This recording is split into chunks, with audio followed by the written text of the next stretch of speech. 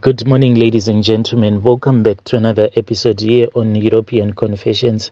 The following story that you're going to be listening to, it was sent to me by one of our dear sister, and this is the translation of the message that she sent to me. The translation reads like this. Hello, Brother Nanshi, how are you? Can you please post my own story? Is hidden identity. I have come here on your platform because I want your listeners to give me advice. I don't know if I am supposed to tell my cousin that this is what me and my mother did to her. So, Brother Nashi, what happened is that there is one of my mom's relatives. So she came and she was studying, and she then got her certificate, and she is now supposed to go to Gweru for her attachments. So she has been studying to become a caregiver. So after she had gotten a certificate, this is what my mom did. My mom then took that certificate from her.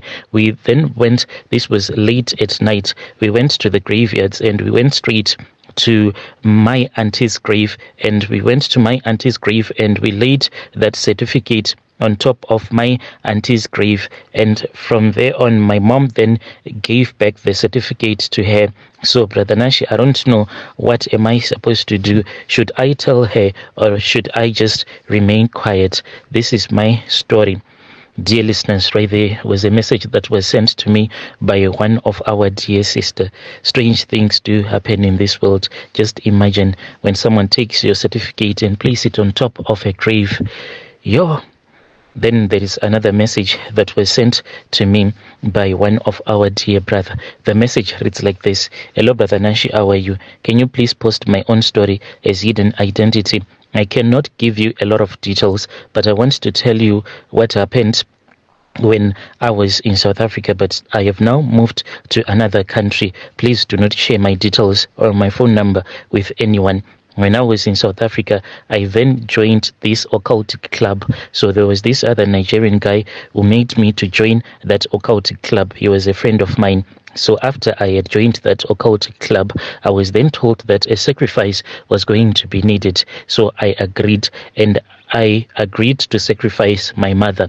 And this is how I sacrificed my mother. My mother, I was then told that my mother, she was supposed to come to South Africa. So I made my mom, I was then told that my mother was supposed to come to South Africa because this was where the ritual sacrifice was supposed to take place. So my mom, she fell ill.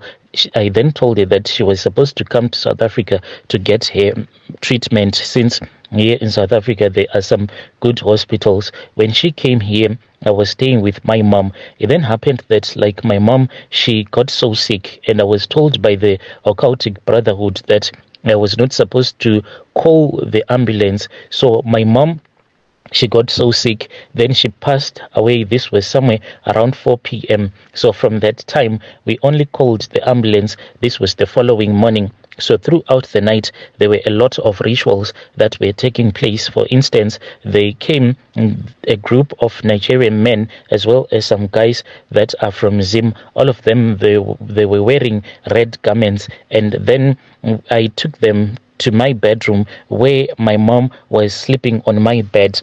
We then dragged the bed which my mom was sleeping on, and we left it in the middle of the room. So after that, we then started chanting and singing as we were circling the bed.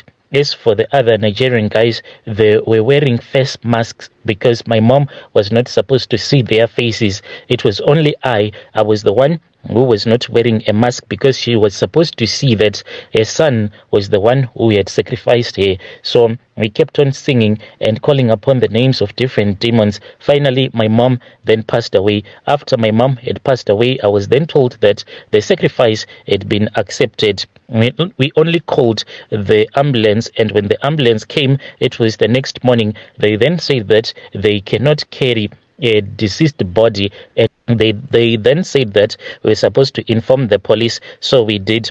After we had informed the police came, and then the forensic team came, as well as the guy for the funeral parlor who handled everything. But the funeral parlor that we got, it was one which is also involved in this occultic club. After that, my mom's body was taken from South Africa and was returned back to Zim. So I have since left South Africa and I have left my country. I'm now living in another country. Even the phone numbers that I am using, those were the phone numbers that I was using when I was still in South Africa, but I have since relocated. Please do not share my phone numbers with anyone. This is how I joined an occultic club when I was still in South Africa. Yo, dear listeners, right there was a message that was sent to me by one of our dear brother. Strange things do happen in this world. Then there is another message that was sent to me by our dear sister. The message reads like this. Hello, Brother Nash, how are you? Can you please post my own story? Is it an identity?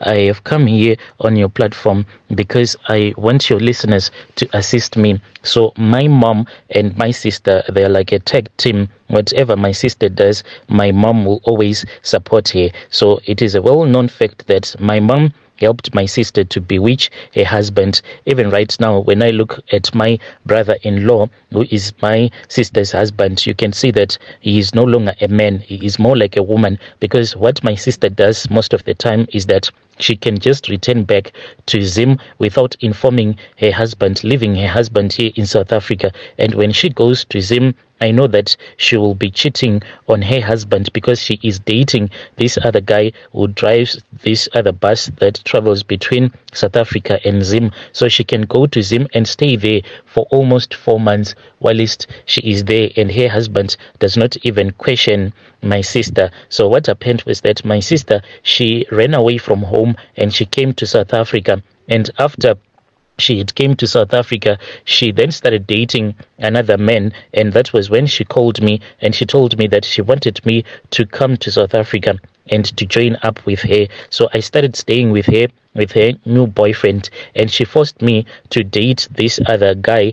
And when I started dating that guy, I told my sister that I was not in love with that guy, but she said that this guy, he has a lot of money. I want you to use him because my mom wanted to renovate her house back in the village. So I started staying with that guy, lying to him that I was pregnant. And after I had dumped him, this guy, what he did is that he committed suicide. So after he had committed suicide, he had found out that I was cheating on him, and I then ran away from him and I started staying with my current husband. So after that, I struggled for a very long time to fall pregnant, and I was also seeing the ghost of that man who committed suicide because I had chopped all of his money and I had used him to renovate my mom's house. So he was in pain when he committed suicide. So after I had given birth, that was when his spirit kept on bothering me. But now what is happening is that my son, he has developed this sickness called epilepsy. My son, he is always having these epileptic seizures, and I don't know what to do. Should I tell my husband the truth? Yes, for my mom, she said that she does not want to assist me. I should make another plan. Yet my mom, she is a witch doctor. At our house back in the village in Zim, there are a lot of people that always bring their sick relatives. Even when one is mentally ill, my mom can cure that person.